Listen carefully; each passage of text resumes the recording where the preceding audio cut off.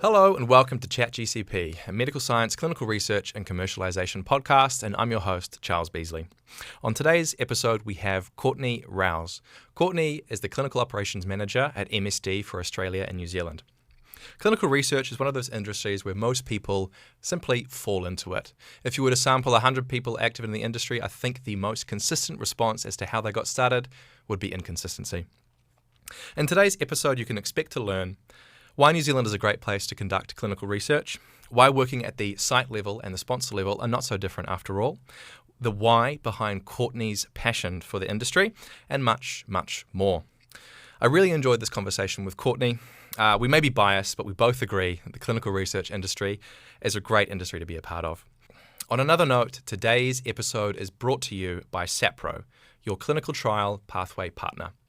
Every clinical trial is unique, and the most effective solution is to engage in a distinguished and highly experienced project consultant who can tailor your trial needs and ensure that your trial is delivered on time with the highest integrity and with all risks considered.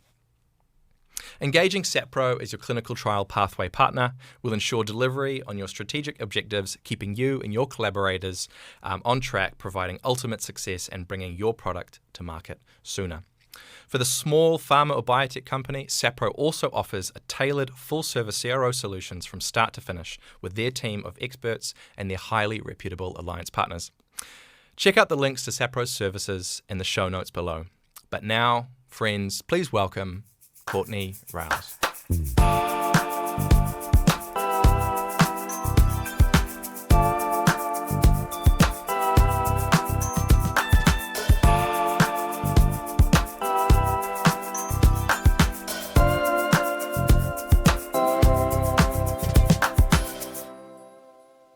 So, Clinical Operations Manager. For the uninitiated, what does that mean? I guess that title itself can mean different things to different companies within the industry. I should probably start by saying that although I am employed by MSD, all of my opinions and what I say today are my own and not of MSD. The Clinical Operations Manager role predominantly involves the regulatory side of clinical trials, so a focus on initiation, startup, ethics, regulatory, but also touching point throughout the duration of a trial as well. So I guess a big team working together and everyone kind of chips in with their expertise along the way. Yeah, New Zealand is quite well known for, well, maybe this is changing, and maybe you can comment on the bill that's just been passed. That has really upended a lot of it. But New Zealand has been viewed as a place where the regulatory side of things, of getting a clinical trial underway, is quite efficient and quite quick. So you're across all of that sort of thing. So getting a study from concept to actually conducted within New Zealand. Yes, yeah. Yeah, awesome. Okay. So how did you get into this role? So, I mean, maybe we can talk about the different players within a clinical trial industry. So I often say to my friends and family that there's kind of 3 layers to a clinical trial. There is up to 3 layers. So you've got the sponsor. The sponsor owns the drug or the medical device. At the other end, you have the site who administers that drug or helps the patient with a medical device. And in the middle, you often have a contract research organization, generally depending on how capable the sponsor is. So they might give up some of those responsibilities to the CRO, or they might just do it in-house. So you were previously at the site level, and now you're at the sponsor level. So you kind of 2 ends of the spectrum. Yeah, right. Yes yeah. And no. I describe it to people in a very similar fashion to what you just did. So I always look at it like a bit of a triangle, but not to say that any one is above the other, but that it just moves and flows all the way around. I think there is a misconception that, everyone has to... There is a certain pathway to follow before you can work at the pharma level, but there's absolutely not. Again, within each company and within each site and CRO and sponsor, there's different layers again. So there's different opportunities and areas that you can grow. So you can definitely get the expertise that you need to move into any organisation, whether that's from site to pharma or even pharma to site. I think you actually have a lot of invaluable experience when you do shift across, because you've been forefront with the patients at a site level. Yep.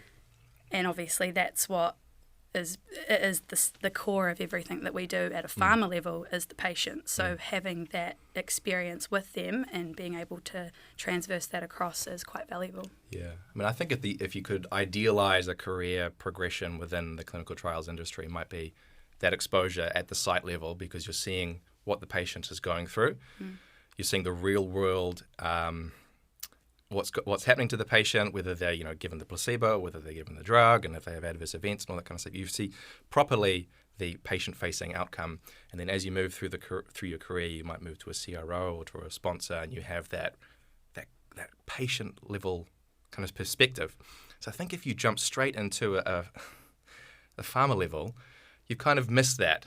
It becomes more of a business as opposed to a real societal good, which is what clinical trials are. You're giving early access to drugs that, fingers crossed, work amazingly and have a real health utility in a patient. So first of all, why don't we wind it back? So you started at the site level, and judging by your LinkedIn, rapidly went through the ranks. Why don't you talk us through kind of that progression at New Zealand Clinical Research, right? Yeah, absolutely. So I might actually strip it back to what I studied. So I did biomedical science at the University of Auckland. And again, another misconception is that you have to proceed through and do postgrad in order to get a job. Guilty. And it's encouraged as well, and I'm definitely not against it. I think higher education and kind of levelling up has definitely got its perks, but for me personally, I don't particularly enjoy exams, and I know no one does, but the way that some people just stay within that system, I'm not convinced that they don't enjoy exams, to be honest. So I graduated with a Bachelor of Science majoring in biomed, and I didn't quite know what I wanted to do. Saw a job pop up at Auckland Clinical Studies at the time, so ACS, and I joined as a research assistant. So I think, as the story goes for a lot of people in this industry, I kind of fell into it. Yep. I don't think there's enough exposure out there for anyone, and even students, to understand the opportunities within clinical trials. So I fell into that. Started as a research assistant, so obviously mostly a support role to the study coordinators and just the general conduct of the trials, and progressed all the way through to a study coordinator, where I managed a variety of healthy volunteer studies, so early phase, but also a couple of patient studies as well. So like you said, I did get to see the impact firsthand from a site level. And then I guess it's kind of pertinent to the time that this happened. You said that everything, according to my LinkedIn, it moved quite quickly. So that time frame where I kind of moved from study coordinator through into a startup role and eventually managed a startup team was largely attributed to COVID, to be perfectly honest, when the rest of the world shut down and New Zealand just kind of kept on going. We were a hotspot for clinical trials. So globally, a lot of sponsors were wanting their studies to continue, so we came on board as a rescue site, but not even that. We also came on board to initiate some studies that needed to be done as well. So that was an opportunity for not just my company at the time, but also New Zealand as a whole. It was a time for our industry really to sink or swim, and we swam. So that's kind of how the company grew. And when a company grows, obviously more opportunities become available. You have the need to sort of slightly restructure and make sure that all your eggs aren't in one basket. So that's how the startup department came to be. Didn't used to exist at the site that I worked at. So I put myself forward to be the startup associate. So that's basically, I did not the regulatory, because the CRO mostly handled the regulatory, but everything ethics. So I just kind of had to be the SME and figure a lot out, navigate through that unknown territory. Obviously, again, continue to grow. You need more people within that team. So I progressed to senior startup associate and eventually startup team lead, where I managed a small team. And is a very efficient structure, actually having a startup department. It means that everything can move quite efficiently before it gets handed off to the study coordinator. Yeah, because that startup piece is quite a different skill set. isn't it? I mean, knowing in the ins and outs of the ethical side of things, what documents need to prepare, what should go on those documents, what changes need to be made to make them country-specific or site-specific, and making sure that we make best use of the pace at which again, you can comment if that's changed.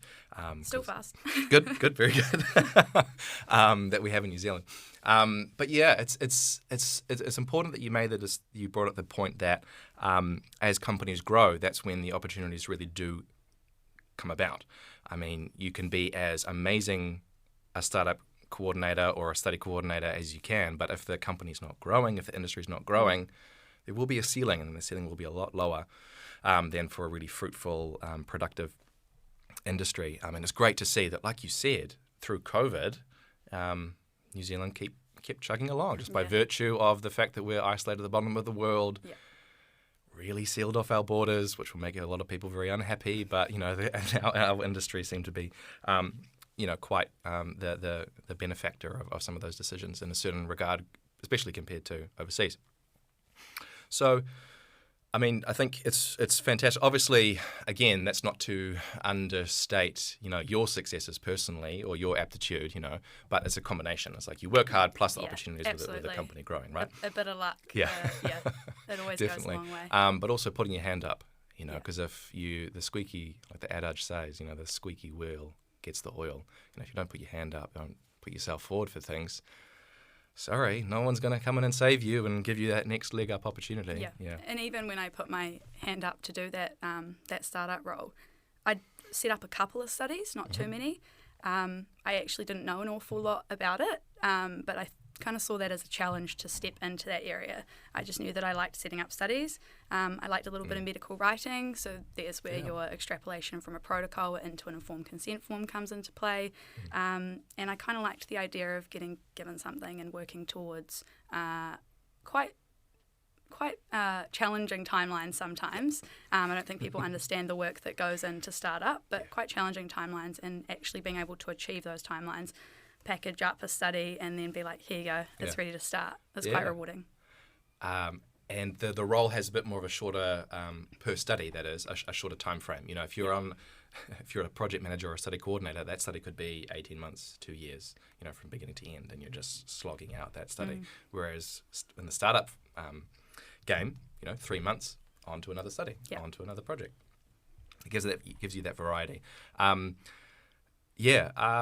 kind of soft skills? Sorry, taking it back, you said something really interesting, which I really like, is that you didn't know too much about the startup side of things. You just wanted a challenge. Yeah. My grandfather, he fought in World War II during the Navy, and he had this classic story, and I'm probably going to butcher it, but when he was doing his training, when all the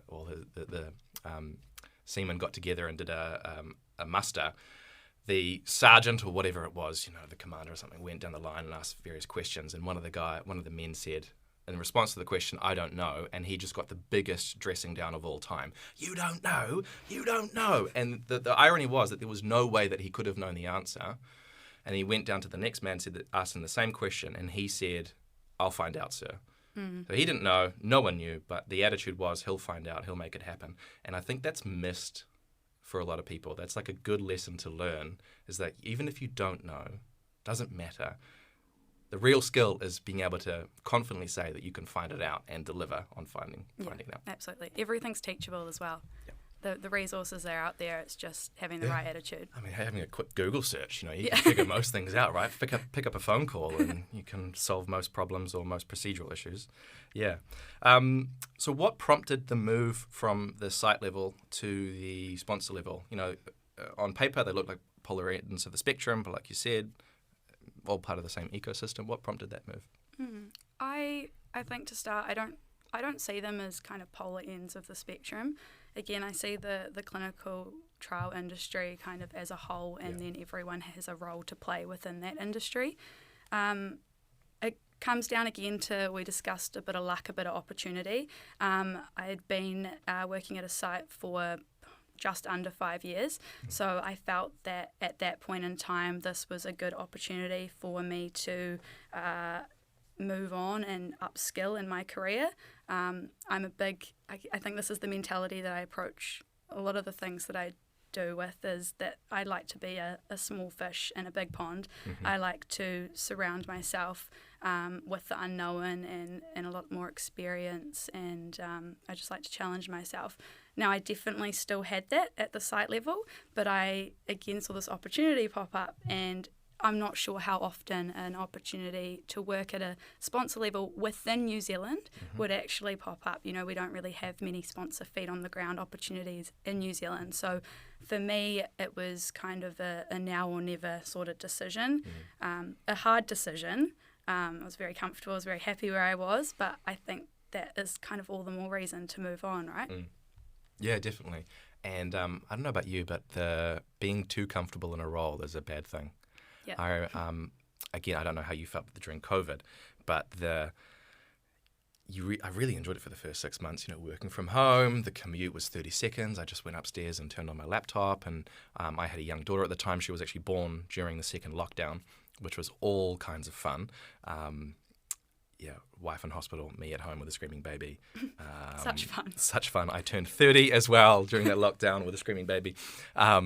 Fantastic. Aside from that, the first 6 months were fantastic because it was so easy, and you know, like working virtually seemed really normal. But after 6 months, that comfort, that lack of friction, interpersonal friction, seeing people in person, you know, satisfying your biological nature of seeing things, you know, touching them, smelling them, We're human, you know, it just wrecked me, to be honest. You know, I feel as though you need a little bit of pressure, you need a little bit of frustration, you need a little bit of angst and push to really grow. I think that's just part of the human condition, isn't it? I mean, if you get too comfortable, you feel terrible. I don't know if you're like, you can't. The goal of life is not to like retire at 65 on a beach and like sip cocktails, because that's going to get old after a week, right? You know, you need, like throughout all of human history, everything was a challenge. So it's like hardwired into our biological nature. So long way of me saying, you went for another challenge, you wanted to step up, upskill, go for another opportunity. Yeah, absolutely. Which is great, yeah. And it is fantastic that there are these big pharma sponsor level opportunities in New Zealand. Like you say, there's not many. I think since the global financial crisis, 2008, a lot of companies have retreated away from at least having operations here. And now you're in. I'm in. You're in. We'll see what happens, but I'm definitely excited for what the future holds within the industry.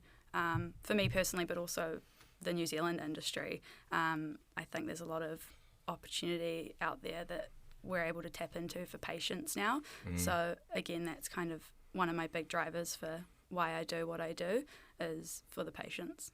Yeah. What do some people get wrong when they think about big pharma? Not explicitly, you know, MSD. I mean, it's just, it has a bad ring to it. You know, what do people get wrong? I mean, they're seen as these big juggernaut companies that are, they're there to make money exclusively. I mean, of course, they're companies, they're for-profit companies, of course they are. But what do people get wrong? I think there's two parts to that. There's a bit of a double whammy in the clinical trial industry, in that, you know, I'm still quite young. So when I started out in my career journey, I'd have friends and family say, "Oh, Courtney, what do you do?" And I'm like, "I work in clinical trials." And they're like, "Oh, yeah, those clinical trials. I've seen some of them advertised. Are they legit?" And I'm like, "Yeah, of course they're legitimate." Like, and then I have to do the whole, in layman's terms, explain the process of a clinical trial and actually the hoops that it has to go through for a drug to get to market. It's a very robust process. So you've already got a little bit of stigma there about clinical trials, full stop. And then you take the company that actually sponsors the drug, manufactures the drug, and again takes profits from the drug. So I think the media has a lot to blame with regard to how that's viewed, but also history in itself, you know, and we don't really have to dwell. Everyone's well aware of certain situations that have happened for Big Pharma to actually get a bad name. But now that I'm in and I'm working with Big Pharma, I'm kind of seeing firsthand that everything does move around the patients. Obviously, at the end of the day, like you said, companies are companies and they're there to make money. But if you actually are there to help the patient, the money will, that kind of comes second, and it will be there because obviously, unfortunately, people are always going to be sick. So there's always going to be medical needs that need to be provided. Yeah, I mean, I think if you zoom out and you apply a bit of a time scale to it, you can't just go through periods where you completely take advantage of patients or the system, because eventually you're going to get found out and no one's going to buy your stuff. Yeah. So, like you mentioned, if the patient benefits, you will make money because of it. Exactly. Yeah. And that's one of the things that lured me into the industry, is that the clinical trials specifically, is that you're providing early access to what might be the next generation of fantastic treatments. Obviously, we're all aware of how long it takes, and there's a reason why it takes so long. Yeah. Is we need to make sure that it's safe and effective, and the ratio of those two is palatable, depending on the patient and the regulators. There has to be an incentive at the other end to go through the incredible expense that is to develop a new treatment. What else? So you mentioned there's two parts, or did I miss the second part? I guess the first part is that clinical trials in itself kind of has a bad rap, and Yeah. then you take the people that make money off of the clinical trials, which technically is every company involved, not just pharma. No. It's kind of how it works and how it moves, but I think that it is changing. I do think that, the more medicines that are brought to market, people actually are becoming more aware and they're understanding the process. I think COVID helped shed a lot of light on that as well. I did have a couple of, friends and family when, the vaccine became available to us, and it was, how did this happen so quickly? And I'm like, well, you've got the whole world working on it. You've got the whole world working on something. It hasn't skipped any processes. It's moved as safely and effectively as it can, but this is the process. Yeah, and I think you raised a good point earlier about the media side of things, because that's where it gets lost in translation. I mean, not to get into murky waters, but with the vaccine thing, everything was done according to the emergency access regulations. So it was not the full gambit that you would normally see, which is fine. And the companies that did these studies were always very open and honest about it. But it was soon as third parties got in and started talking on behalf or putting their spin on it, that's where it gets. That's where it got really ugly for me. And I think we'll leave it there. Yeah. So why don't we talk about, you mentioned earlier that you did your BSc biomedical science, didn't want to go into a lab role, didn't want to do higher studies. That's pretty much carbon copy what I did, except I didn't not do higher studies. I had no idea what. You fell for the trap. I fell for the trap. I was like, I want those 3 letters after my name. I want 6 now. I want an MBE. I got sucked in and spent 2 more years studying. And in hindsight, I didn't. It's great to get more letters after your name, but I'm no better in my career. Yeah. It's on every signature of mine. You paid enough for it, so I'd hope so. I know, like $30,000 or something outrageous. But are there any other influencing factors that got you into clinical trials and clinical research? Again, I think a lot of people that enter the clinical trial industry at this point in 2023, a lot of people aren't made aware and they kind of just end up falling into it and then loving it. I'm yet to meet someone that said to me, when I went to university, I wanted to join the clinical trial industry, and so I studied XYZ. No, that hasn't happened. It's a lot of pharmacists, pharmacology graduates, biomed graduates like me, people that weren't quite sure what they wanted to do. When I first started my study, I initially chose biomedical science because I made a decision that I would like to work in a lab and find the cure for cancer. Ambitious, but that was why I went into it. And that actually stems from my own personal experience with cancer. So when I was 15, I was diagnosed with Hodgkin's lymphoma. So I underwent a lot of treatment, a lot of intense, quite potent chemotherapy treatment. So my teenage years were quite different to most other 15, 16, 17-year-old girls. And initially I swore black and blue that I was never going to join the healthcare industry. I was like, get me as far away from a hospital as you can. I'm going to do a law degree. And then I think I got a little bit older and I realised that I had such a niche experience and I had a bit of a role to play. I saw other people going through what I went through, some that weren't as fortunate as me to respond to treatment. Some's not so lucky. So I thought that this was my opportunity to give back and enter the industry. At that point, I still didn't know about clinical trials, but early on in my degree, I did realise that I wasn't the type of person to work in a lab. Those people that are able to knuckle down for 10, 20 years on end studying this one protein, like hat off to them, because that's really, really important. But the way that my brain works and the way that I function, that just wasn't where I was best placed. So that's how I ended up in the clinical trial industry. Wow, that is amazing story. So what, so three years of your life was kind of gobbled up by the lymphoma. The treatment itself was about a year. I'd say, and it sounds very unusual to say that the hardest part might not have actually been the disease itself and the treatment. That was very awful, but I think as a teenager having to reintegrate back into society, I'm sure you remember what it was like being 15, 16. Hard enough as it is. So I had no hair, no eyebrows, no eyelashes. At one point I actually couldn't even walk from all the treatment that I'd had. Gosh. And I was a keen sports person before that. So it was very challenging, but I think the reintegration into society after that, whilst the cancer was really kind of around and the treatment was around for 1 to 2 years, the subsequent aftermath was almost as equally challenging. Gosh, that's incredible. So that's the why, or part of the why. It's the why, It's the why. It's also the why I am the way that I am. I always tell like my colleagues once I get to know them, sometimes my fuse is like I'm very like efficient, and I'm patient where I need to be patient. I'm patient with the patients, I think, because I've been where they are, and I have a level of understanding that some people don't. But when it comes to efficiency and at a work level, I'm like, come on, this needs to move quicker. It's patience. It always kind of connects back to the patients for me. Don't worry, I've had first-hand knowledge, experience with your efficiency. Many moons ago, we collaborated on that study. So it's a bit of a bomb drop, isn't it? That I had cancer. Yeah. But it is.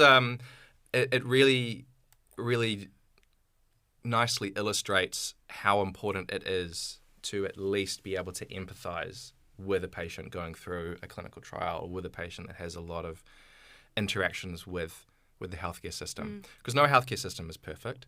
And I've been fortunate enough that I've never broken a bone. I have had very little interaction with the healthcare system.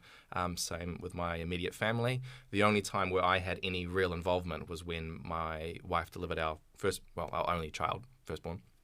And that got really, really, really quite messy, really quite difficult, plus COVID. And it's almost as if you need to have first-hand knowledge to really get an appreciation for it. You can read... You can talk to people, you can read as much as you want, you can watch videos or whatever, hear stories, but until you're really there, experiencing the difficulties, experiencing the heartache, experiencing the frustration, the anger, the fear, it's just not real. It's very abstract. And since my experience 3 years ago, it's really driven a bit more of a fire within myself to be more efficient and contribute more to the healthcare system in New Zealand in my little way that I can, which is clinical trials at the moment. Because previously it was just a bit of a job. It was just a bit of fun. It was interesting. It was stimulating intellectually, and you're developing a lot of skills along the way. But at the end of the day, the reason why we're doing this, as we've alluded to, is it's for the patient. And if the patient benefits, then everyone else benefits. Yeah.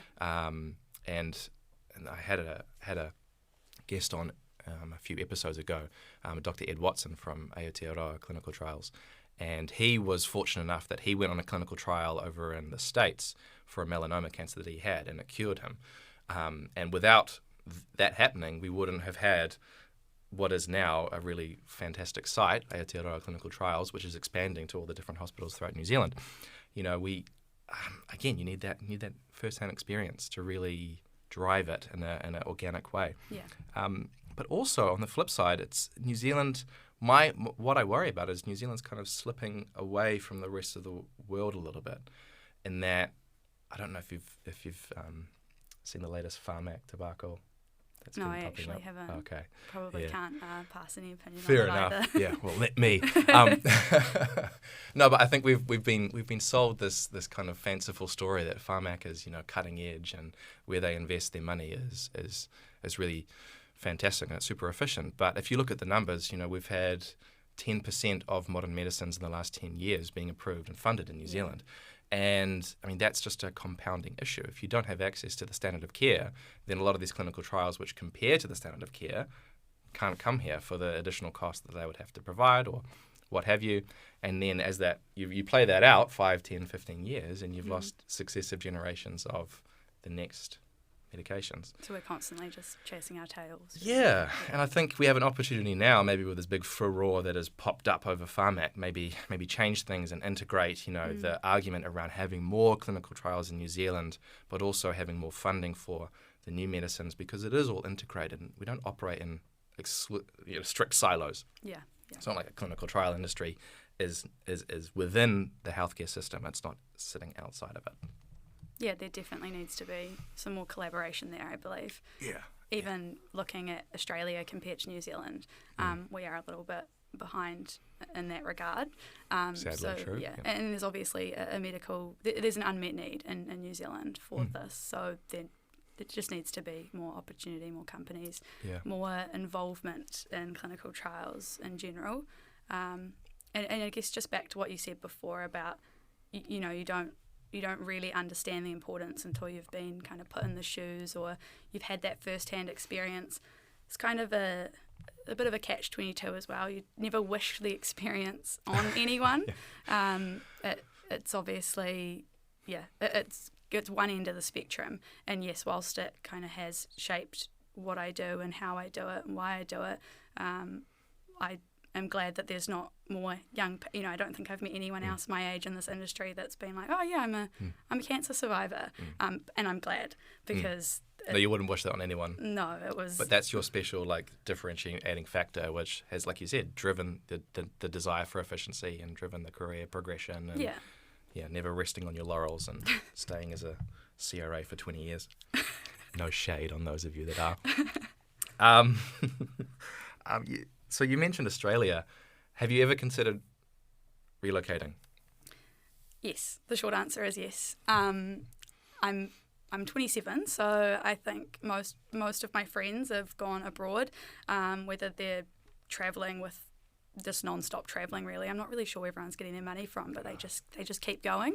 But a lot of my friends have actually migrated to Australia in a lot of different industries, also the UK in a lot of different industries. So moving has always been something I've thought of. I just didn't want to fly the coop too soon. I also didn't want to... I didn't want to not explore all the opportunities that were available to me in New Zealand as well. Like you said, we're a little bit potentially behind, but everything is moving quite quickly at the moment and there is a lot of opportunity. And I kind of want to be a part of it, to be honest. I want to be a part of the growth, a part of the change, a part of the positive impact on patients' lives. And then the experience that I'm able to gain here in New Zealand and all the knowledge I'm able to absorb, then look at taking that overseas. I wouldn't look to lift up and go overseas purely because there was something better over there. Yeah. Would you, if you did go overseas, would you come back, or was that flying the coop and I'm not sure, to be honest. It's probably multifaceted, will I have a family over there? Will I raise a family in New Zealand? All big considerations. I'd like to think that I'd come back. I'm not 100% sure. Yeah, well, I'm going to hold you to it. No. Yeah, I mean, it is, particularly in this industry, it's ever present, that kind of, let's go to Australia, or let's go elsewhere. And I do hope that, as you've kind of mentioned, as the growth happens, there's more opportunities here. It's the ceiling will raise. There'll be more levels that you can ascend, but also that we can benefit the wider ecosystem here. I think I mentioned to you before we started rolling that my role as a clinical project manager has seen me go a little bit further and further away from New Zealand as my career has progressed, from like a regional role and now to a global role, with very little involvement from in New Zealand. The majority of my work is now in the States or in Australia, but predominantly in the States. And part of the reason that I'm doing this podcast is to highlight the cool things that are happening here, the people like yourself that are doing amazing things, or they've been really deliberate in their careers and done some fantastic things to contribute to the industry. And I really hope that if we highlight more of these cool stories and we integrate more people, the podcast is about medical science, clinical research, and commercialization. It's not on the tagline. I need to update that. But, it's all one ecosystem. You've got people that are doing fantastic primary research or benchtop research, blue skies research, fundamental research. Then you've got fantastic people that are doing awesome clinical research. Then you've got medical technology, so like medical devices, and commercialization. There's venture capital. There's people that work in market access at Big Pharma. If we can all talk about it collectively instead of being in these ivory towers, these silos. When you scratch the surface, you'll find a lot of extremely passionate people and a lot of different disease indications as well. I know we always talk like oncology. It's not all about oncology. Obviously, that's a big unmet need, but there's so many other disease areas that actually require focus as well. So when you meet the investigators, the project managers, the people that are working in those specialised areas as well, and just seeing how passionate they are about delivering options and opportunities to their patients, it is quite inspiring. And obviously, again, like we've said, New Zealand, there aren't a lot of options at this stage, but there are a lot of sick people. We've got a very diverse population as well. We're a really good country to actually run clinical trials in. So if we are able to all work together and bring in these opportunities collectively, I only think it's going up, to be honest. Yeah. I think if we, again, more collaboration, seeing people in person again, 2019, that was amazing. That was an amazing period in everyone's lives in retrospect. But having more visibility, because virtual is good to an extent, and I think you participated in the latest NZ ACRES conference. I did. And that was the first in-person event in quite some time, right? Yeah, it was good to see everyone get together, a couple of hundred people, 2 days, and it was exhausting though. So many people to talk to, so many people to catch up with, but I think the gist of the conference was that it was good to reconnect and bring people around New Zealand together again. Obviously, a lot's happened in the industry since sort of 2019, so the opportunity to talk about those topics as well was good. Did I see that you contributed? You did a presentation? Yeah, I was on the subcommittee that helped organise the conference, and then in doing that, I also delivered the pre-conference workshop, which was a startup workshop. So your wheelhouse. It wasn't just me. There was someone else from Sponsor and not MSD, and then there were a couple of people from the ethics committee as well. So actually having a site perspective, a sponsor perspective, and an ethics perspective made for quite a collaborative approach. And it was a really good turnout as well, and varying levels of experience, but as a whole it was kind of good just to get together and refresh some key points and understanding, so that everyone can set up studies efficiently. Yeah.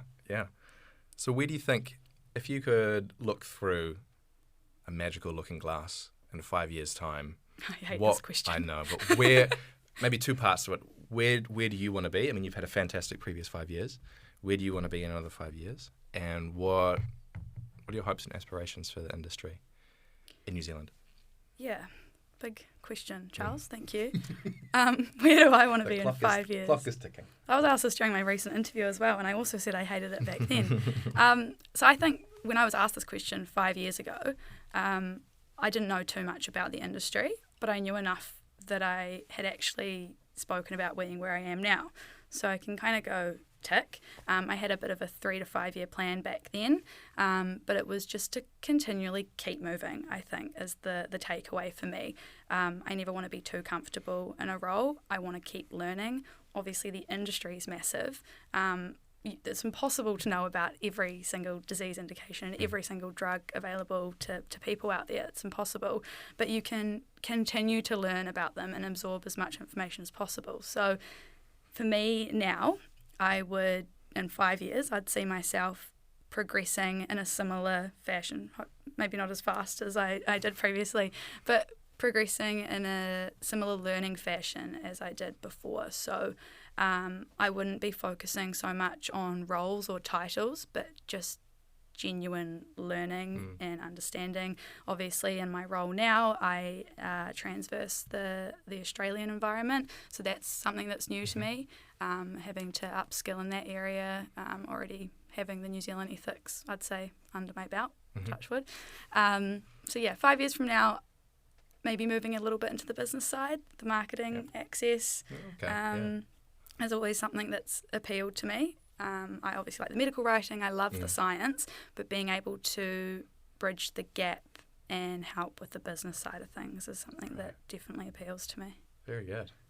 And what about the wider industry? The wider industry, well, more money in the industry. Love that. Yep. Check.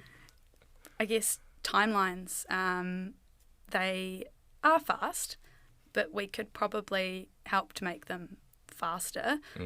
We just obviously don't want to lose out on any quality whilst we do that. So it's a fine line, and it needs to be carefully balanced. So I think timelines, bringing drugs to patients, the industry in general, just having more people in it, more money.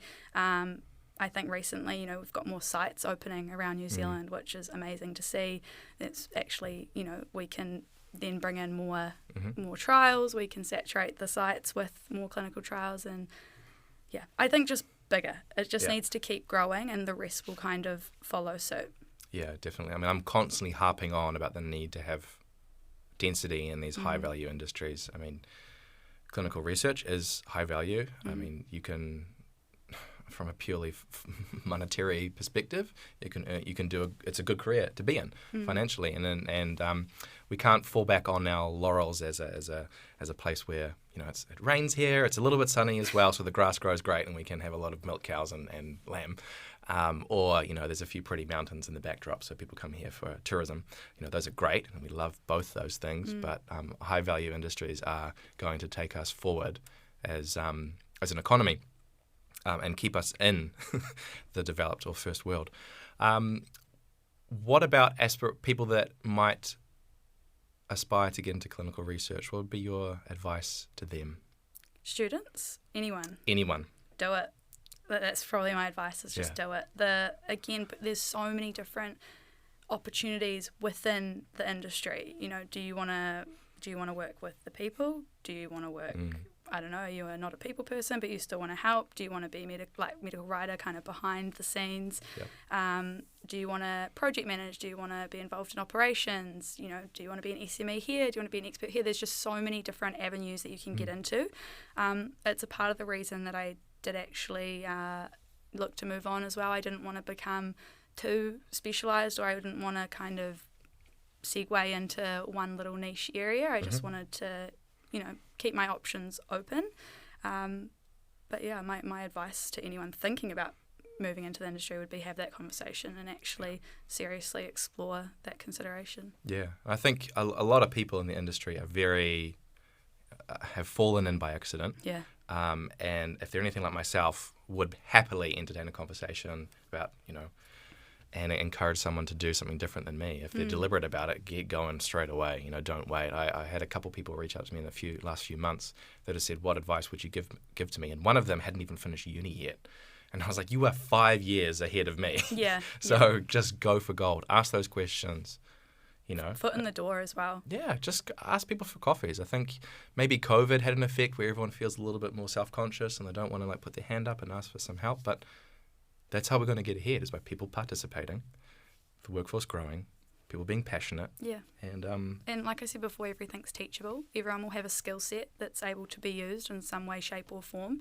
So if you have that conversation, express your interest, it's highly likely that there's a position within the industry that's suitable for that person. So just get involved, and then that's your foot in the door, that's your leg up, and then from there you can really kind of move into whatever you want to. Yeah, definitely. I mean, university is not really about teaching you facts and figures, and it's really about teaching you how to learn. Yeah.